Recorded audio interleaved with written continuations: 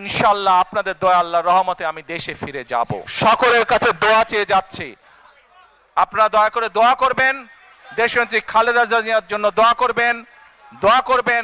আপনাদের সামনে যে পরিকল্পনা তুলে ধরেছি, আল্লাহ যাতে আমাকে তৌফিক দেন দেশ এবং দেশের মানুষের জন্য সেই কাজগুলো যাতে সম্পূর্ণ করতে পারি। আপনাদের সকলকে আমি একটি বিনীত অনুরোধ করতে চাই, করব সত্যি? আচ্ছা, কি সেই বিনীত অনুরোধ?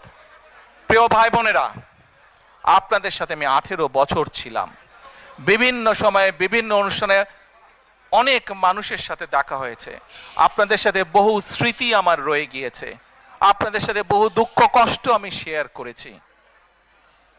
আপনারা বিভিন্ন সময় আমার বক্তব্যের শুরুতেই বলেছি, যুক্তরাজ্য সহ বিভিন্ন দেশের